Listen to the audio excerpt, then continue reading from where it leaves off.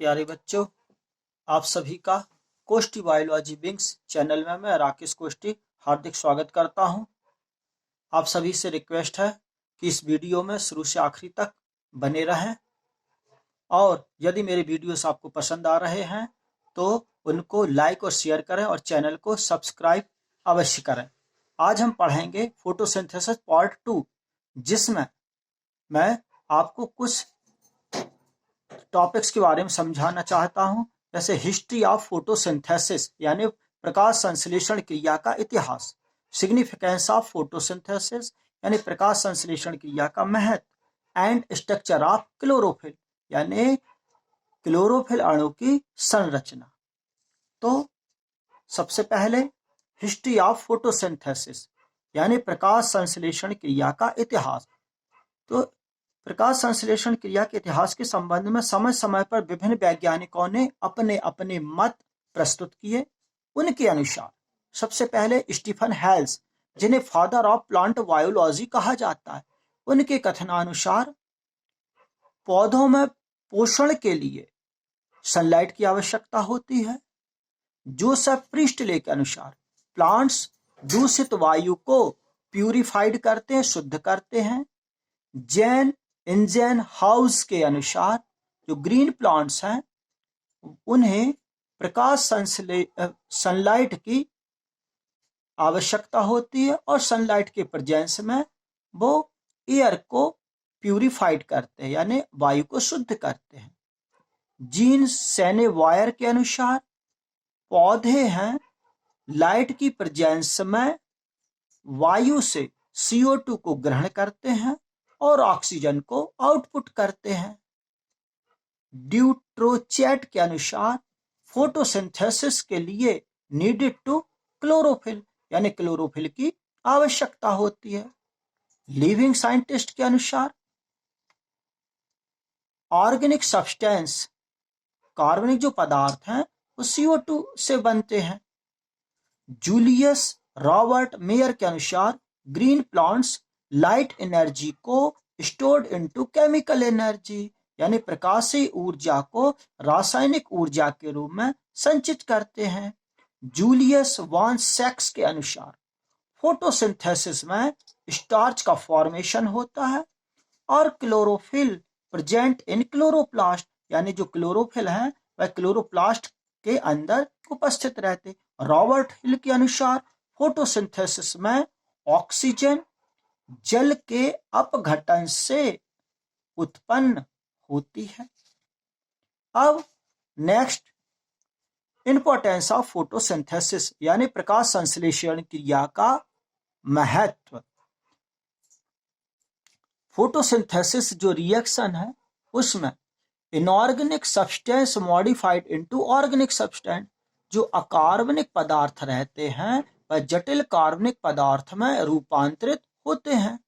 इसमें atmospheric CO2 use की जाती है लेकिन ऑक्सीजन आउटपुट होती बाहर निकलती जो प्राणदायक वायु का कार्य करती है। नेक्स्ट, ग्रीन प्लांट्स जिन्हें प्रोड्यूसर्स कहा जाता है यानी उत्पादक कहा जाता है, ये कंज्यूमर्स यानी उपभोक्ताओं के लिए ऑर्गेनिक सब्सटेंस सिंथेसाइज करते यानी संश्लेषित करते हैं। इसमें एटमॉस्फेयर में CO2 कॉन्सेंट्रेशन बैलेंस्ड होता है यानी प्रकाश संश्लेषण क्रिया द्वारा वातावरण में CO2 का सांद्रण संतुलित बना रहता है। प्लांट्स एंड एनिमल्स की रेस्पिरेशन में ऑक्सीजन रेगुलर यूज की जाती है, CO2 का उपयोग किया जाता है और ऑक्सीजन को आउटपुट किया जाता है। इससे वातावरण में ऑक्सीजन का कॉन्सेंट्रेशन स्टेबल रहता है यानी ऑक्सीजन का सांद्रण स्थिर बना रहता है। नेक्स्ट, फोटोसिंथेसिस के जो एंड प्रोडक्ट्स हैं उनमें डायरेक्टली या इनडायरेक्टली उत्पाद निर्मित होते हैं, जैसे ऑयल है, टैनिन है, रेजिन, रबर, फाइबर्स यानी रेसे, टिम्बर, चारा, ईंधन आदि ये सब एंड प्रोडक्ट्स के रूप में डायरेक्टली या इनडायरेक्टली फॉर्म्ड होते हैं। इसी तरह से प्रकाश संश्लेषण के जो एंड प्रोडक्ट्स हैं वो मेन सोर्सेज ऑफ एनर्जी यानी ऊर्जा के मुख्य स्रोत होते हैं, जैसे फॉसिल फ्यूल यानी जीवाश्म ईंधन, कोल है, पेट्रोलियम है, नेचुरल गैसेस आदि।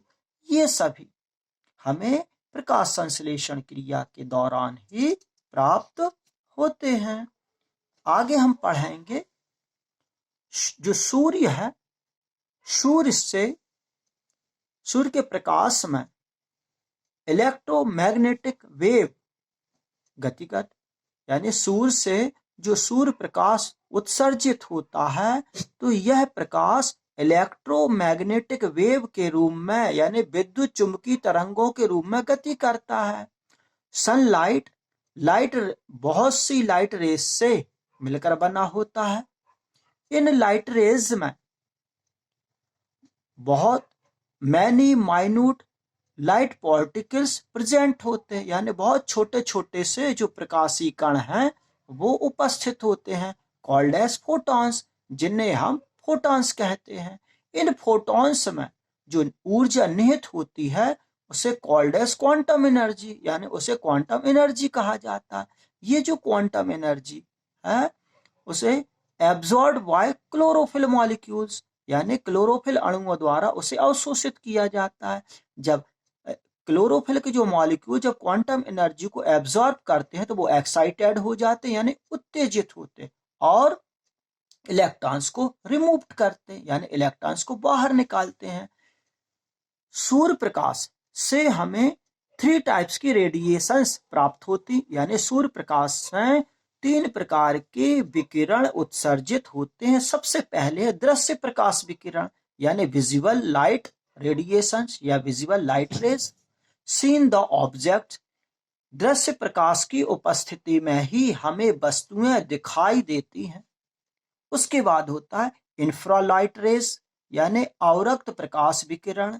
इसकी उपस्थिति में हमें गर्माहट महसूस होती यानी जब हम सूर्य प्रकाश के संपर्क में रहते हैं तो हमें गर्माहट महसूस होने लगती है। इसके बाद आता है अल्ट्रा वायलेट लाइट रेज जिन्हें हम यूवी रेज के नाम से भी जानते हैं। ये ज्यादातर हार्मफुल होती हैं और एब्जॉर्ब बाय ओजोन लेयर यानी जो पृथ्वी का रक्षात्मक जो आवरण प्रोटेक्टिव लेयर ऑफ अर्थ यानी पृथ्वी का जो रक्षात्मक आवरण जिसे हम ओजोन लेयर कहते हैं उसके द्वारा इस यूवी रेस का एब्जॉर्प्शन कर लिया जाता है और पृथ्वी की सुरक्षा की जाती है। इसके बाद नेक्स्ट आता है स्ट्रक्चर ऑफ क्लोरोफिल यानी क्लोरोफिल अणु की संरचना।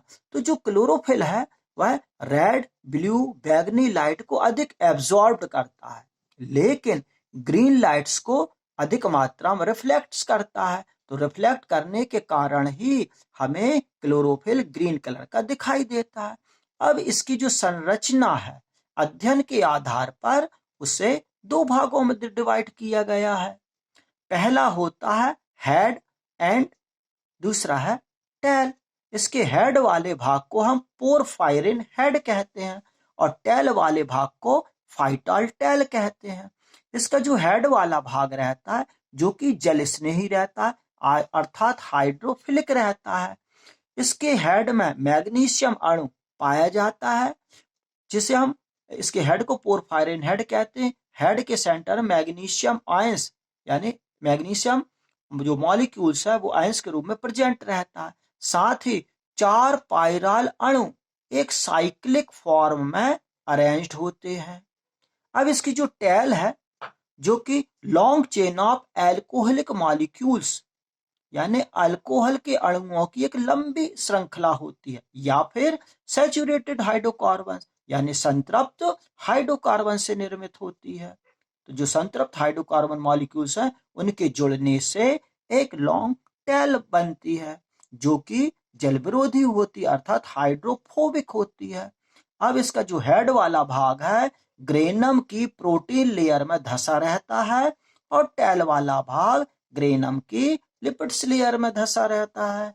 इस तरह से ये क्लोरोफिल अणु की संरचना हुई। Thank you.